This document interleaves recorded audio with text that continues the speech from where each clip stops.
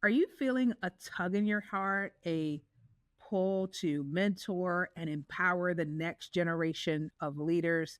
Well, if your answer is yes, today's guest is living proof that when we overcome our past and embrace God's calling, we can be a transformation agent in the world. Stuart Hall's journey from a challenging childhood marked by alcoholism to becoming a pivotal figure in youth ministry is nothing short of amazing. Growing up in rural Alabama, Stewart never imagined he'd one day be shaping the faith of literally thousands of young people across the nation. From his early days as a college athlete to his encounter with Christ, Stewart's path has been one of constant growth and discovery. But it wasn't until he stepped into youth ministry that he truly found his life's purpose. Fast forward to today, Stewart is a respected author, speaker, and leader in the field of youth development. His innovative approach to discipleship and leadership training has equipped countless young people to live out their faith with purpose and passion. In this candid conversation, Stewart opens up about the challenges of growing up in a family touched by addiction, the mentors who believed in him when he couldn't believe in himself, and the moments of divine intervention that shaped his journey. Whether you're a youth pastor, a parent, or someone who's passionate about investing in the next generation, Stewart's wisdom will leave you encouraged, challenged, and inspired to make a lasting impact on young lives. So get ready to laugh, maybe shed a tear or two, and join us for this powerful conversation with the one and only Stuart Hall. Enjoy. Trust me, I get it. You're feeling the pressure to keep your faith separate from your work, worried that pursuing your God-given dreams might be seen as selfish or misguided. Here's what I've discovered. Our faith isn't a liability in our leadership. As a matter of fact, it's the source of our strength and wisdom. The real challenge is navigating how to boldly pursue our purpose while staying anchored in our faith. And that's exactly what the Beacon Show is all about. Each week, we bring you biblical wisdom and practical strategies from true beacons, Christian leaders who are illuminating the world. And it's also that you can let your light shine brighter and brighter. I'm Tamara Jackson, and this is The Beacon Show. Well, Stuart, welcome to The Beacon Show, where wisdom meets faith and success finds its voice. We've been having a great conversation so far. Just want to thank you for taking the time to be here with us today and to share your wisdom with us. I'm just so honored. I don't know. You're going to be the wisdom portion of this. I don't know if I am. You've already dropped all the wisdom on me before we started recording. So this, ladies and gentlemen, prepare to be underwhelmed. Listen, I have confidence in you. I have had the pleasure of hearing you speak, and there's lots of wisdom in you, and the Lord is going to guide us on how to share that wisdom with others. But listen, we're already having fun, so that means it's going to be a great interview. Stuart, let's take a journey back in time. I'm always curious about how people grew up. So for me, I grew up in church. I was in church at age 9. I was a person that I felt like I lived at church. So it was midweek Bible study. It was Sunday all day, like literally Sunday school through evening service. But everyone's experience as a child is a little bit different. So talk to us about how you grew up. Well, I may go back too far, but go back as far as you want. so forgive me. I am the son of a racist alcoholic sharecropper. My father and his 9 siblings grew up in the middle of a cotton field on the edge of the Creek Indian Reservation in Atmore, Alabama. My dad was the second to youngest, grew up extremely poor. My dad loved to tell this story that when he was a toddler, he can remember his mother dragging him out of the cotton field, screaming at his siblings to run to the house because his mother was saying there was a giant bird that was swooping down over the cotton field. It was an airplane, and they had never seen one before. Uh, so my my father grew up, in a context where there was no idea, like the concept of church, spirituality.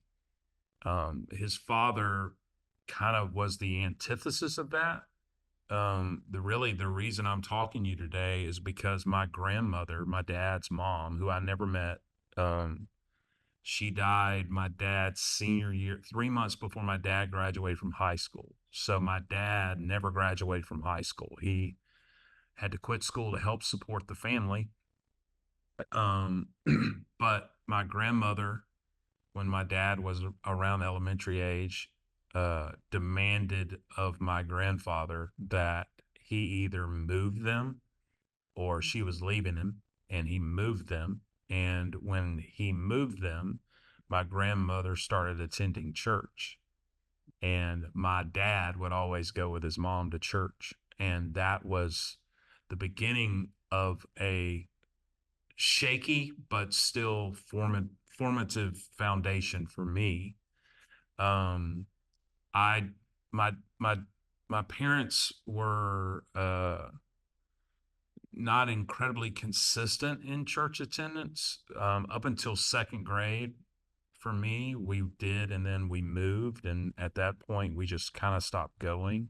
But I grew up during a time where it wasn't the post-Christian generation that we deal with now. Like if my we had a giant family Bible in the middle of our coffee table. Oh You couldn't yeah. put you couldn't put anything on it, but we never opened it. you know, Yeah. and my dad, if my dad said God says or the Bible says, there was an expectation that you would say yes sir and no sir. So my dad was an incredible athlete in high school. As mentioned, he never graduated from high school. So when I was born, I was going to be everything that my father wasn't.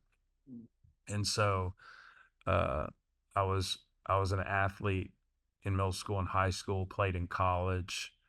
But it was through the Fellowship of Christian Athletes that I started following Jesus between my freshman and sophomore year in college, and I transferred from a Division One school to an NAIA school to start my second or sophomore year, and it was a Christian school.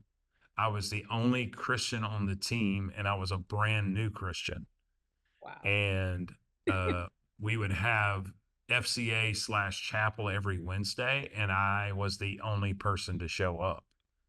Mm. And my, our chaplain really didn't have any other choice.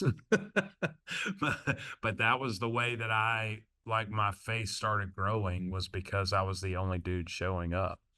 So that kind of gives you a backstory of um, how my faith formation started, I guess.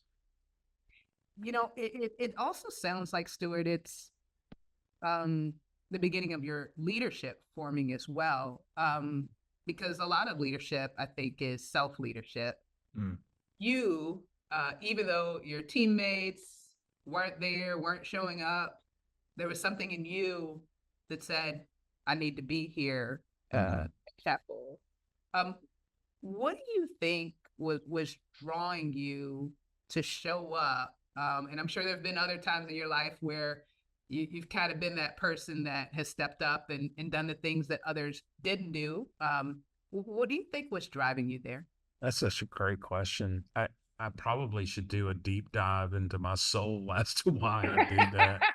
I think there was certainly a motivation in me to make my mom and dad proud. Mhm. Uh, I would be remiss if I didn't mention that. I wanted I I still to this day I am constantly considering just we have a little thing in our bathroom that what you have now is something you prayed for, just to remind you. And I think about my parents a lot, that their sacrifice for me, like I, both my, you mentioned this earlier, both my parents have deceased. And I think about, I know they were proud of me, but especially back then, there was an intense desire for me to make my mom and dad proud.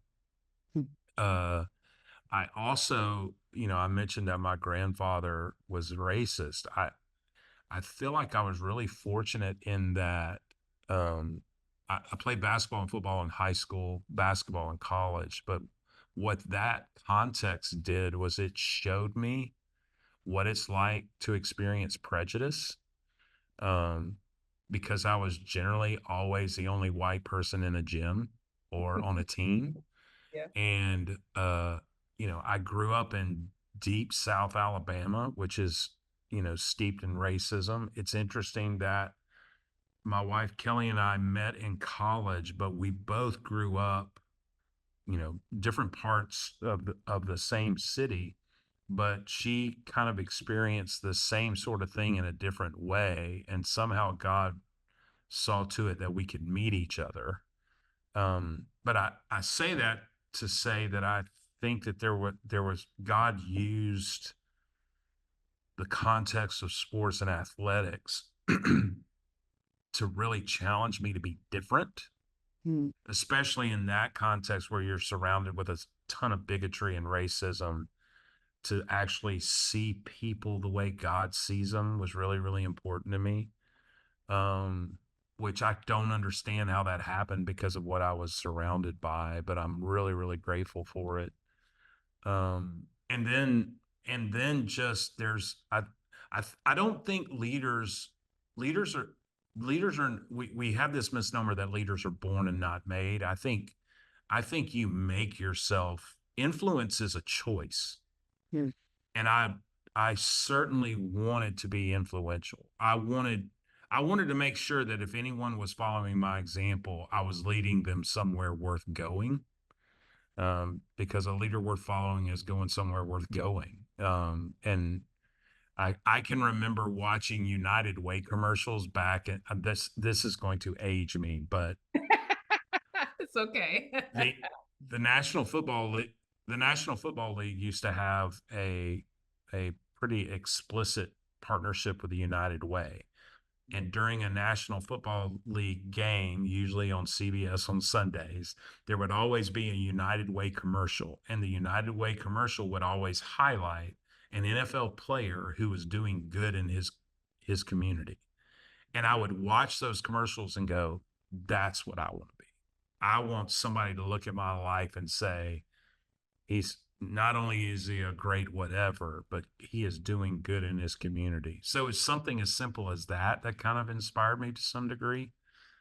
Yeah, I love that. As I hear you share that, Stuart, I've talked to a lot of leaders, and I can even personally identify just being a kid and knowing I wanna leave a positive mark here. And I wasn't 100% sure what Mm-hmm. exactly that would look like, but that just this, I believe this divinely like implanted thing. Like I wanna leave the world different um when all is said and done. I'm thinking that there is someone that's going to be watching this, listening to this, that maybe has had that same burning desire in them, but they don't know what to do with that, or how to get started. So Mm. you're sitting in the chapel by yourself. You know that, yeah, I wanna make an influence. What did the journey look like from there to be able to make the impact that you're now making in Yeah. on books, all that? Like, what was the path for you? Well, I was a communications major in college. I wanted to be a ESPN sideline reporter. That's what I wanted to do. And I was a basketball player, and I think it was my junior year. That summer, I had plans to go overseas to play basketball with Athletes in Action. I had started attending a church, and that church asked me to go and be a small group leader at a youth camp for a group of middle school boys. And it is a pivotal moment for me. I can distinctly remember sitting in a bunkhouse with a bunch of stinky middle school boys and realizing how they hung on every word that I said, how I would look up during the course of the day and they would be following me like a mother duck and a bunch of, chicks, and then just the fun we were having, and but then also seeing God do something deep in their heart. And God really messed me up that week. I decided not to go to the Philippines and play, and I made up my mind at that point. I don't think I want to do, you know, I'm going to keep my major and graduate a communications major, and it has served me well. But I like, if I could have this kind of lasting impact on the next generation, then this is what I want to do with my life. Uh, because at the end of the day, the only thing that lasts are those things that are eternal. And to me, it just seems logical that I would invest my life in the only thing that lasts.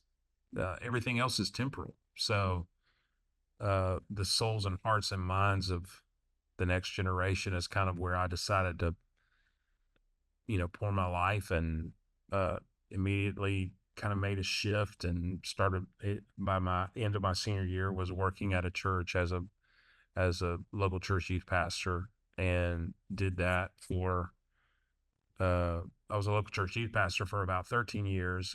I met and married my wife in the course of that time, and then since 1998 we've worked in nonprofit work. Um, in the most recent time for the last 16 years at Orange. So yeah, it's just been my life's mission. Uh, I I think for all of us, and I readily admit what I'm about to say is very simplistic. It's much more complex than this, but all of us figure out like this is what I think I'm gifted at doing. Mm. Like all of us can start putting our we can whether it's people pointing it out in us or we feel it, like this naturally, like I feel like I'm good at this. And then there's what we're passionate about. And it's interesting, there are some people who are really gifted at something that they're not passionate about. Yeah.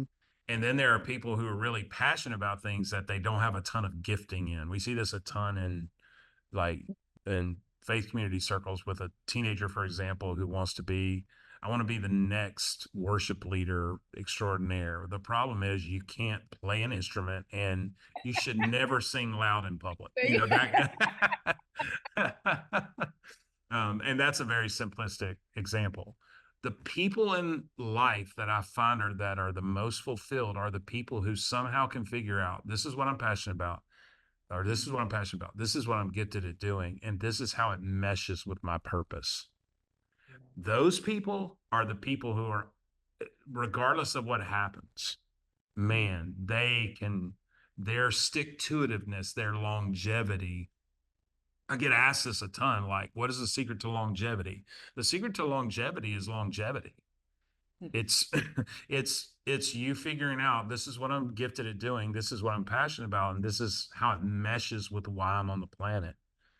So if I were to say anything, I was able to figure that out relatively quickly, uh, and just decided that I am that. Why would I? Why would I decide to do anything else but that? I I don't know if we have time, but I'd love to tell you this story. I since gosh, for the last 25 years, I've traveled and spoken to, crowds large and small, young and old. In 2001, I was waking up on I would fly every Monday to Dallas, Texas to speak at this really large college Bible study on Monday night, and then I would hop on a flight and fly home Tuesday morning. Well, one of those mornings that I was flying home was September the 11th, 2001. So I was in the air Wow. when all hell was breaking loose in New York City and in Washington, D.C., and eventually in Pennsylvania. And I can remember landing and, calling my wife, and she's frantic because she doesn't, like, we were in a holding pattern for an hour and a half. She didn't know where I was. Obviously, she was scared to death. I, I landed at Atlanta, like, we're the busiest airport in the world, and it was a ghost town. There was nobody. Everybody was either gathered around a television at a bar or they were gone. And by the time I got down to baggage claim, the National Guard was rushing in to secure the airport. And I can remember driving home and thinking, you know what? I'm passionate about speaking, but this really, like, at the end of the day, the most important thing to me is how my wife esteems me and how my kids esteem me. I'm not unique here. It's what I'm gifted at doing. I'm passionate about it, and I'm purposeful with it, but I'm not unique because they can find somebody else to speak. I think that's the tension. Like, too often we almost place our giftedness and our passion above what's most important.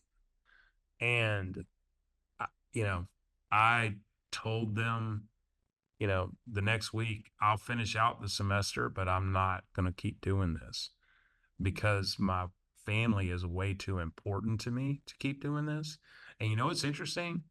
They replaced me. Like, And that they found someone else. with someone really, really good, actually better than I am. But I think that's the fight for all of us. It's a constant, you know, it's a constant ducking and weaving on, I'm gifted, I'm passionate, this is how it meshes with my purpose, but this is my priority.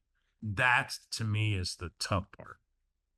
That's so great because I'll tell you in my conversations with leaders, it's a tension that we all feel. I can distinctly remember a conversation with a leader. You talked about the things you have now are things that you prayed for.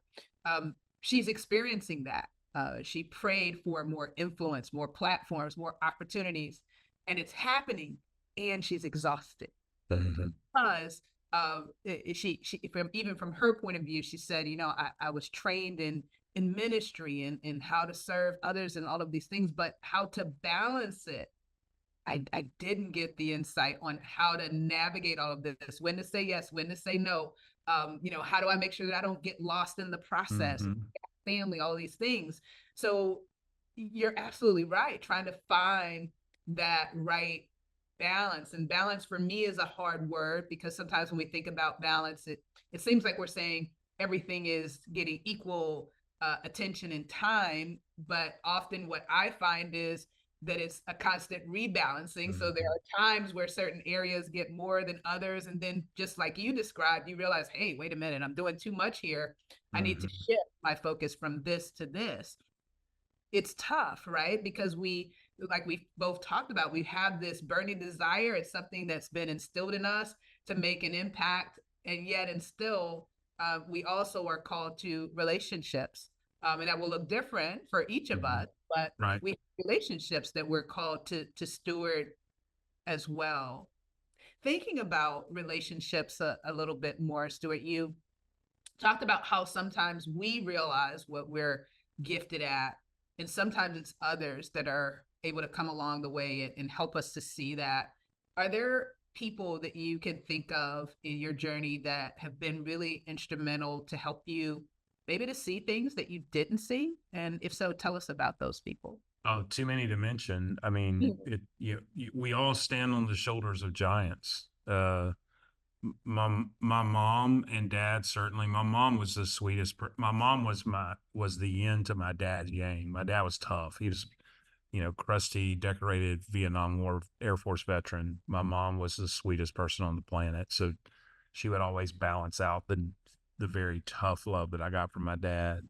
And I wound up having an amazing relationship with my dad at the end of his life. But during the high school years, he was a tough pill to swallow.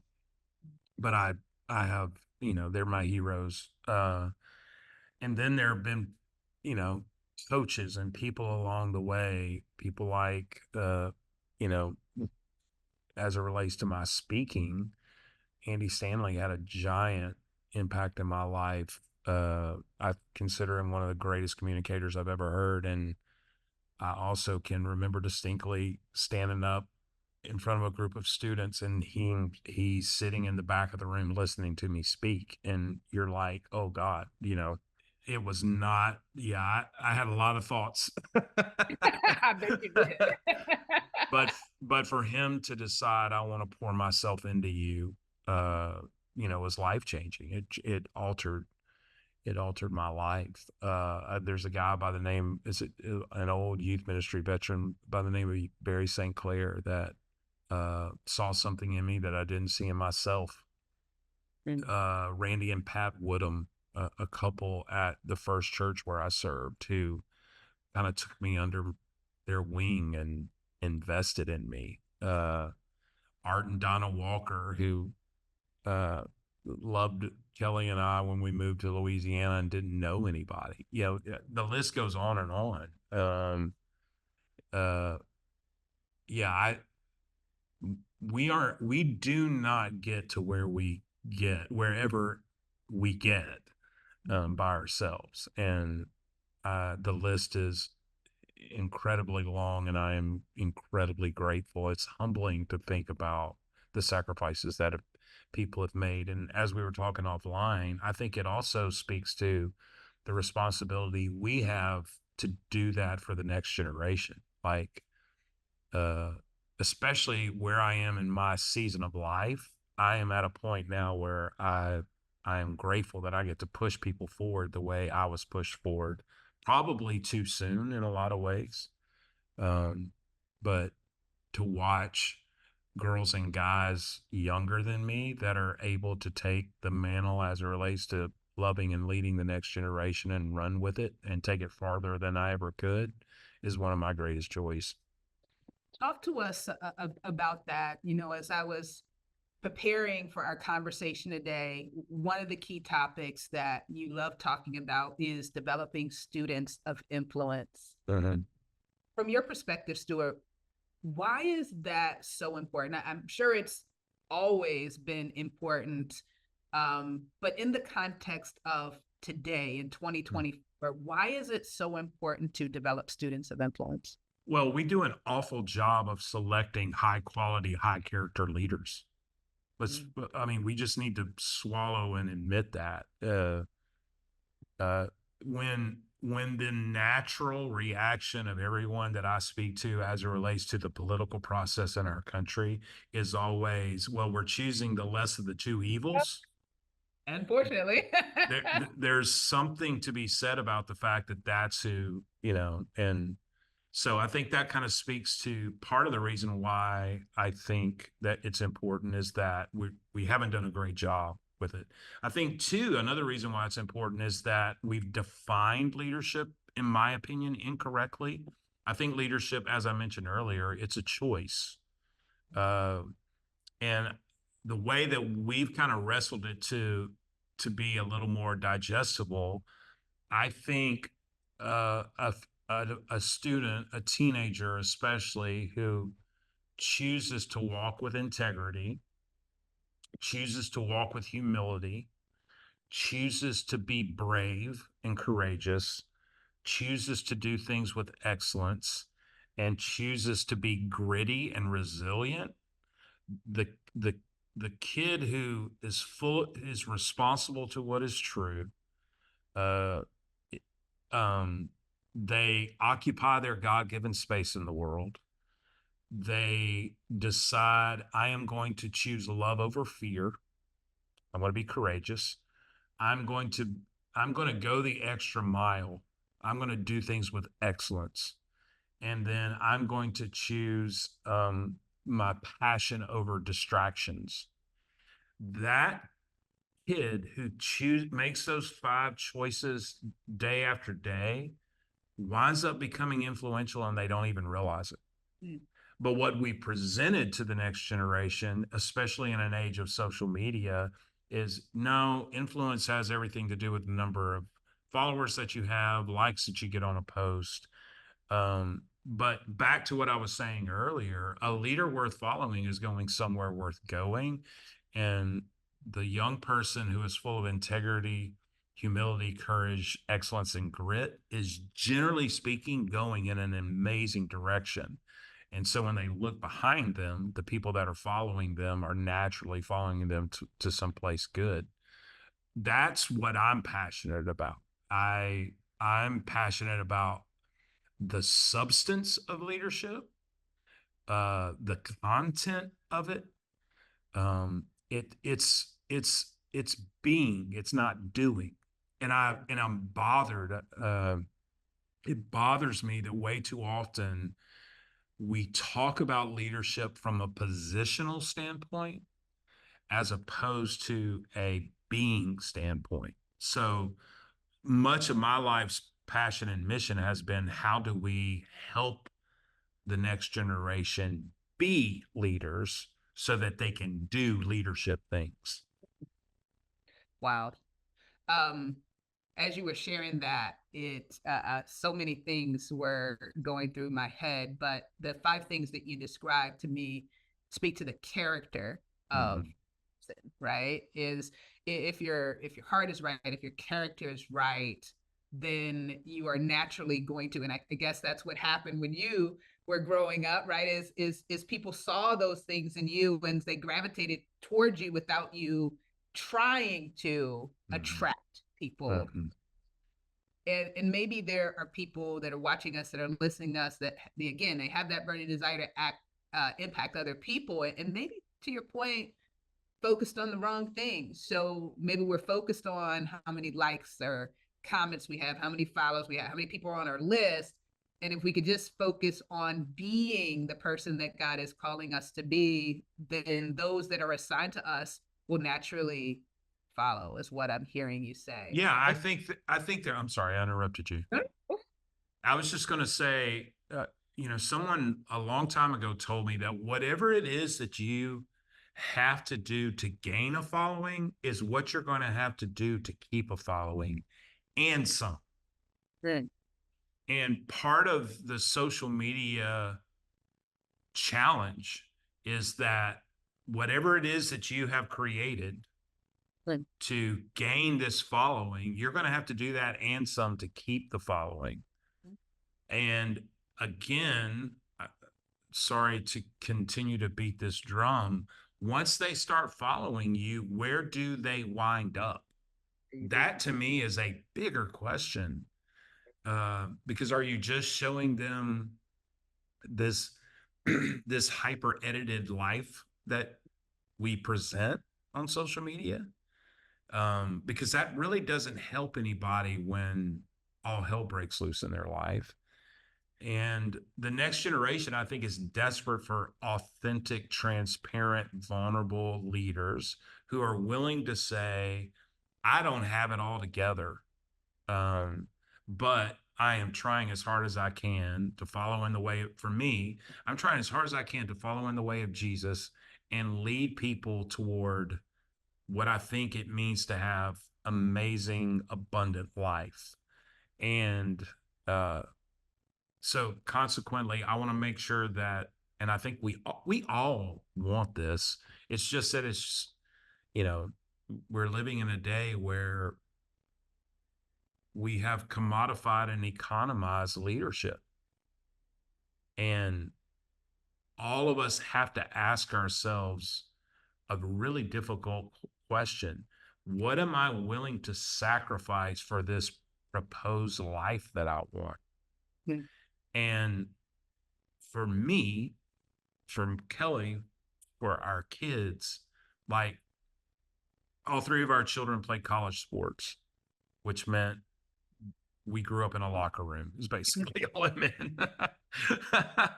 Parting them but around. but all of that was happening at the heyday of me traveling and speaking, and I made up my mind that I'm only going to be as successful as me never missing my son's football games is going to allow me to be.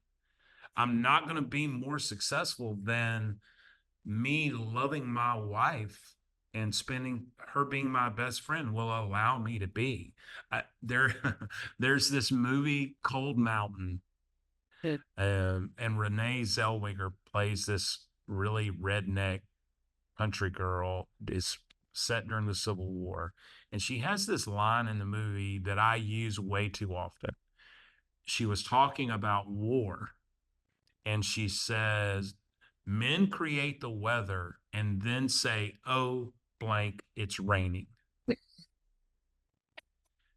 And Mm. what we do is we have allowed things like social media to we create the weather and then we complain about what we get. Like I think we forfeit the right to complain if that's the avenue that we're using. It doesn't mean that it's wrong. It just means we have to be really, really wise. And I think the next generation needs models of that. They Yeah. need models of people who have decided that I will only be as successful as me being a person of integrity, humility, courage, excellence, and grit will allow me to be. Because at the end of the day, I want I want Kelly, Grant, and Chandler and Cameron to know that they never have to create about a story about their dad that isn't true just to make them feel good about me. I want them, someone has wisely said, like, if you tell the truth, you don't have to remember anything. That's right. Yeah. I want our kids and my wife to know there's nothing for me to remember because he was exactly who he was.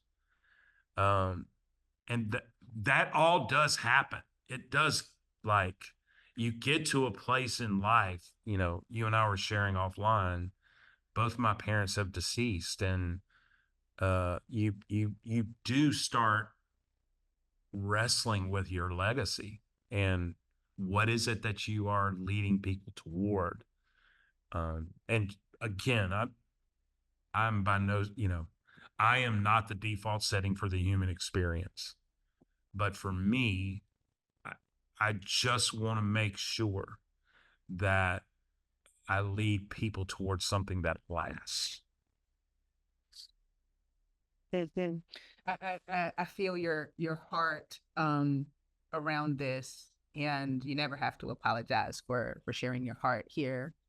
Um, wow, so much in that. We talked a little bit. That's that's your way of saying you're talking too much, No, Eugene. no, no, no, no, no, no, no. I promise that's not what I'm saying. I'm honestly trying to figure out where I'm going to go with my question, because there's so many directions that I can go in based on what you shared. But I do want to talk about social media. I'll share that I have mixed feelings about it as an author, as a leader that often speaks to others about the power of social media. I am sometimes conflicted because there is, to your point, this what Steve Furtick calls highlight reels, right? Mm-hmm. But always only share the good things that are going on in their life, which doesn't represent the ups and downs of the human experience. Then there are people that are sharing things that just aren't helpful, and in my opinion contribute to division and confusion and darkness. But here's kind of where I've landed with this, Stuart, and I want your thoughts. Is if we just leave those people to their devices, then what you touched on earlier, there is no model, there is no example of how to use social media well to help influence others. So my goal through social media is to be a beacon of light on that space, to make sure That's there's great. light to counter the darkness and the confusion and the Mm-hmm. division. And to the best of my ability, and I think everyone has to figure out what this looks like for them, is to be able to be transparent about some of the ups and downs. I've been very transparent about navigating the season of loss with my mom, and what's been interesting to see is the number of people that can identify with that, because it's unfortunately something that at Hmm. some point we all have Right. to experience, right? My mom on her deathbed, I laid down with her one day, and she had a incredible sense of humor. I was emotional, and she looked at me. She said, "You know, Stuart, one out of every one people die." Yeah. I'm like, Mom, your timing is awful, but your math is impeccable. It's But true. it was just her way of making me giggle. I'm okay. This is just, a natural part of life is death. Yeah, it is. It is. And the great thing, as hard as it is when the person that passes on knows Christ, like they are, like you said, they are gonna be okay. They're awesome. Mm, You'll see them again. mm, mm, Life mm. is better for them. It's just us working through Yeah, our loss of right. their presence. So let's talk a little bit more about social media, because there is this tension of how do I use that platform Hmm. well? Um, Hmm. talk us through that. You've had your own. Yeah, I will tell everyone we did talk about I don't this. want to do it. I don't want to do Like, it. Well, here's what I would say. okay. First of all, it's almost like parenting. I would never in a million years tell anybody how to parent, Mm, because just because you had a parent doesn't mean you know how to parent. that's right. Um, and just because you have a smartphone and social media doesn't mean you know how to properly handle them. I would only suggest a couple of things. One, I think it's and you're gonna remind me of what you reminded me offline in just a second. I think it's incredibly interesting and perhaps hypocritical that I hear this often when adults talk about teenagers in social media. They use the term addiction. When adults talk about adults in social media, they call it branding. Oh, that's good. Mm, I think that's problematic. that's good. Uh, I also think, and this is the only other thing I will say about it, and then we can leave it as we need to. I have been unwilling because I don't think up until this point, I don't think we've had enough evidence and data to inform how we should perceive the effects of social media. Jonathan Haidt, or Haidt, however you pronounce his last name, has written a book called The Anxious Generation, and he's the first data-driven, evidence-driven author who I think gives us more than ample leverage to make some decisions about the effects of social media, especially as it relates to the next generation. It is no secret among experts that there was a pandemic in play long before COVID-19, and that is the mental health and anxiety of Generation Z and what is appearing to be Generation Alpha. When you look at the mental health decline among Generation Z specifically, if you were looking at a graph, usually you see gradual declining.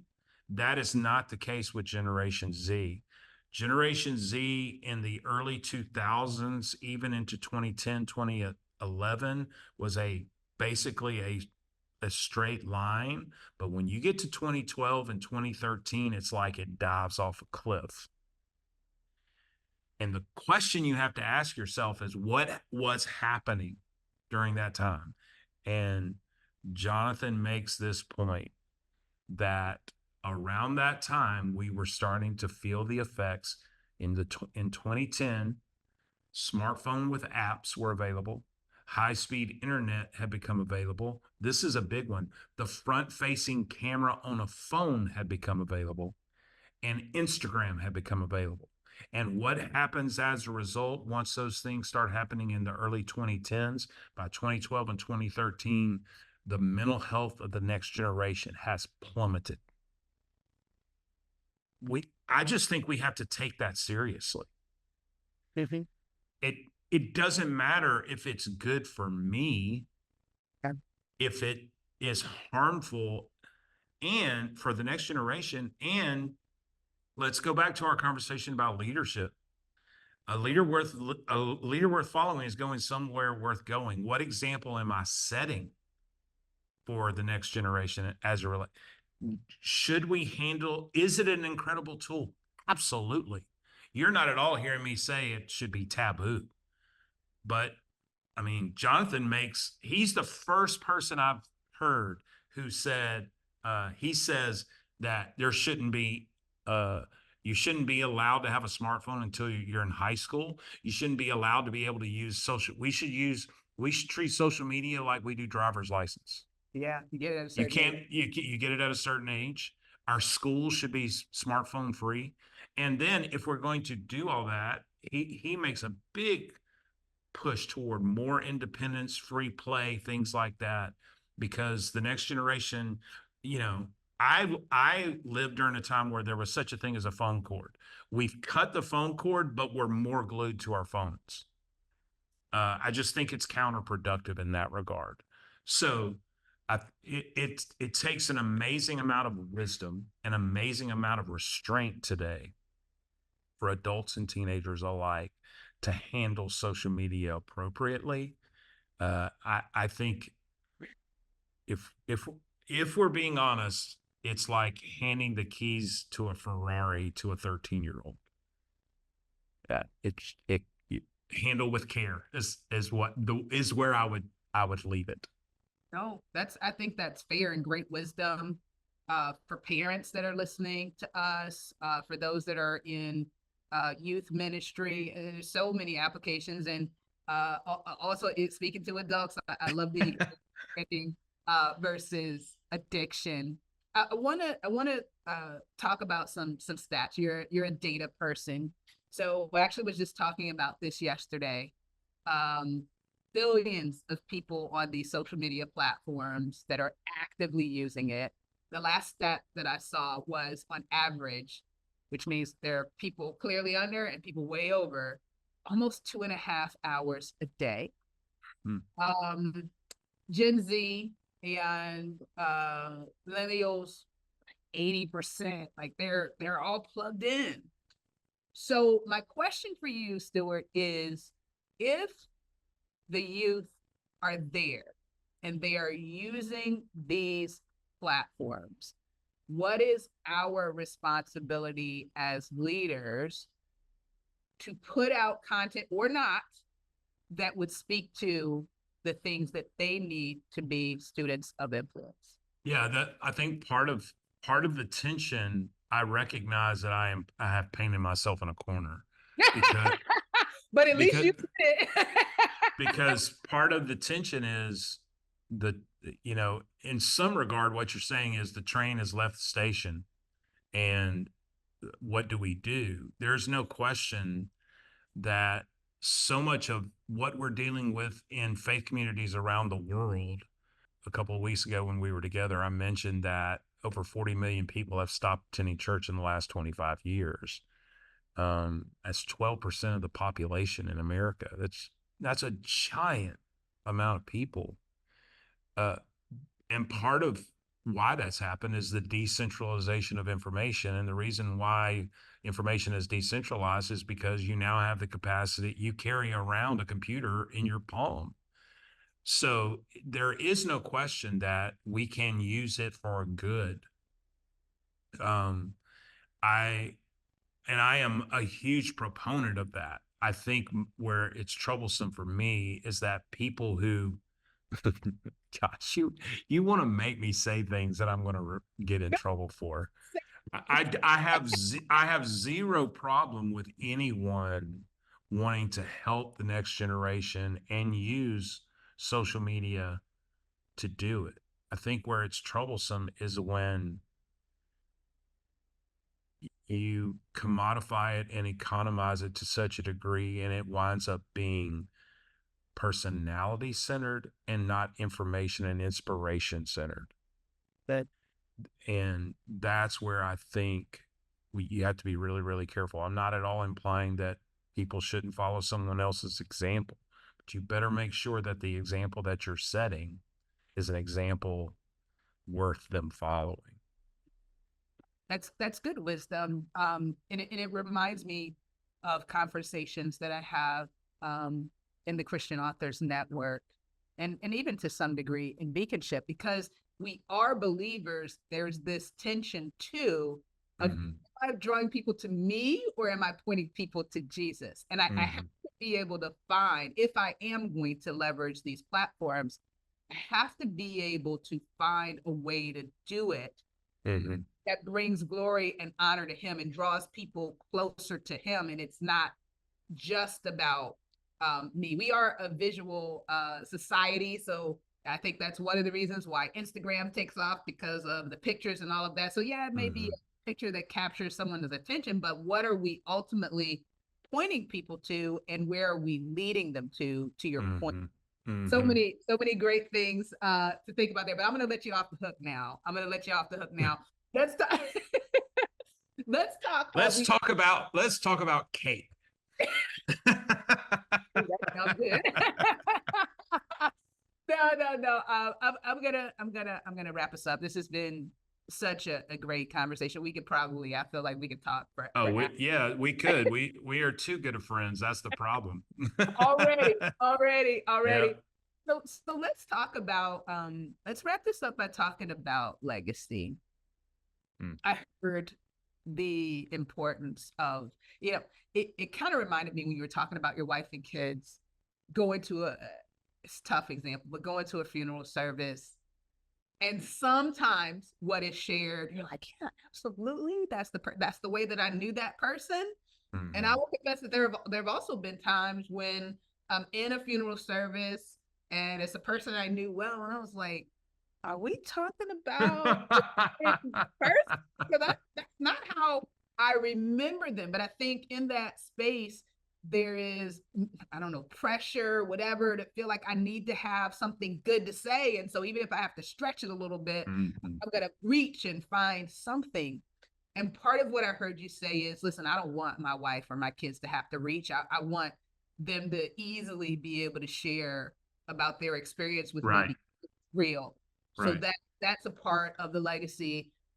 What else though? What else, when you think about legacy? We're both in that 50 something space. What else comes to mind when you think about legacy and what you want to leave behind, Stuart? I think about Paul imploring with the Galatian church that the fruit of the Spirit is love, joy, peace, patience, kindness, goodness, gentleness, faithfulness, and self control. I hope and pray at the end of my life that people will be able to see the evidence of that fruit in my life. My wife and I are extremely committed to this, and we're really proud of our kids because they are as well. I hope at the end of my life that people will say that I was always on the right side of history, as it relates to uh, racism and equality, as it relates to gender and equality, as it relates to equality of all sexual orientations. I want people to be able to say that he walked in the way of Jesus, in the way that he loved people. That's really important to me. Um,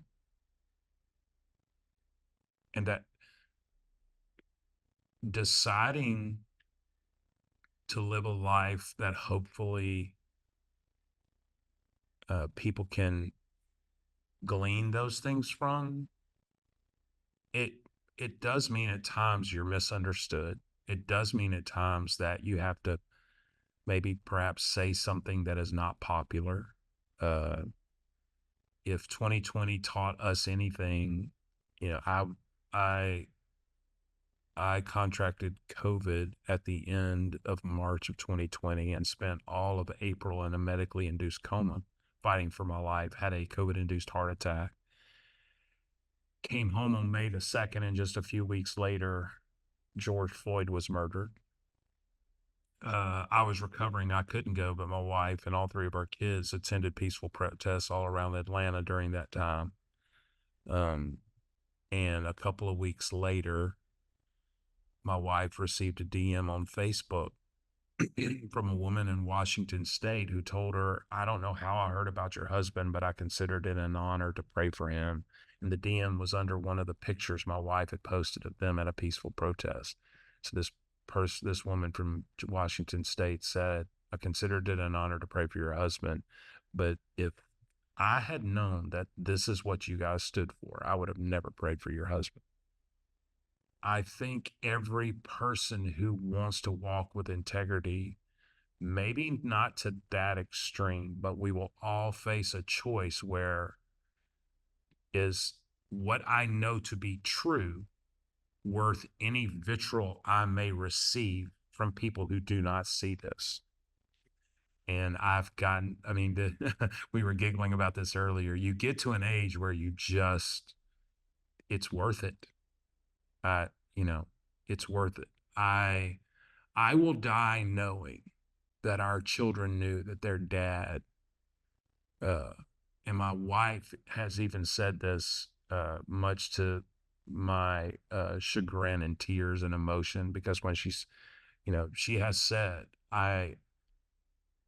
if Stuart would have died, I know who he was, what he stood for, what he believed in. Um, and that's just the result, I think, of uh, a life.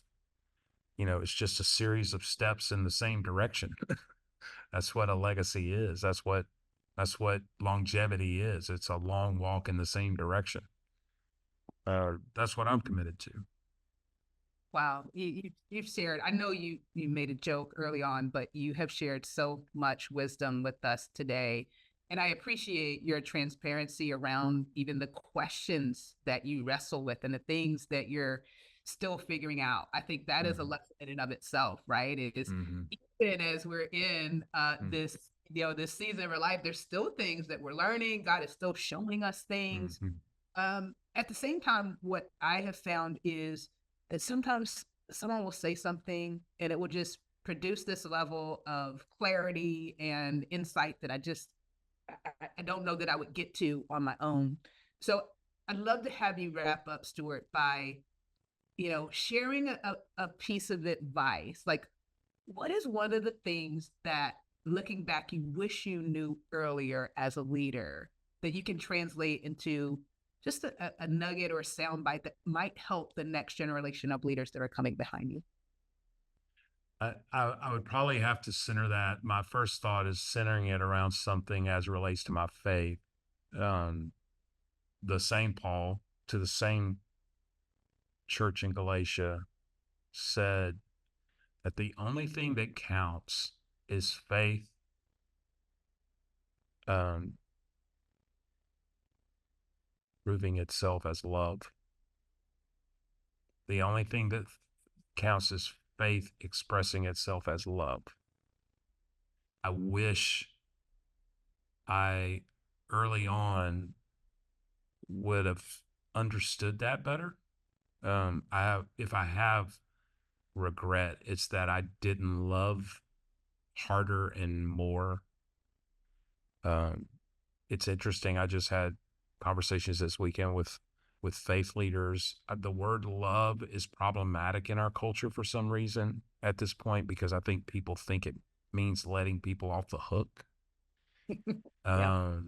And I beg to differ. I think um, there's a line in Les Mis that we actually put on my mom's tombstone. Um, on my mom's tombstone, it says "Love still more." And the whole premise from Les Mis was, when love is painful and it's hard and it's difficult, love still more. That was my mom. Like, she just loved the stink out of us. That's what I wish I would have, if I have a regret it, I wish I would have learned that sooner. You know, it's interesting. I've been hearing, that's one of the words. There are a few words that I've been hearing a lot in 2024, and is another one of them. Leading with love, I think, is what I'm hearing from you, right? That needs to be our focus as we move forward. Yeah, I think part of the question, sorry, I know we want to wrap this up, but Yeah. so much of this is, do you want to be right, or do you want to have influence? Like, I don't have to be right to have influence, but if I have to be right, I won't have influence. And here's the other part of it. Let's just say I am right. How in the world am I going to influence someone to what's right if I have no influence? And that's where we get, I think, it mixed up. But we start misinterpreting love because we think, well, they're going to assume that I am what? No, Paul again said it is your kindness that leads us to repentance. And we don't see Jesus beating people over the head. He did it with love. So I'm gonna leave it. I'm gonna leave it right there. I'm gonna leave it right there. That was the mic drop moment. Stuart, thank you so much for being with us and sharing. We are officially friends now, and I look official. It's with a capital O. And all of you out there in podcast land, if I've just wasted 45 minutes of your time, I deeply apologize. It's my fault because she is the hostess of the mostest. Stuart, thank you so much. I am so excited and honored that you did this. Thank you.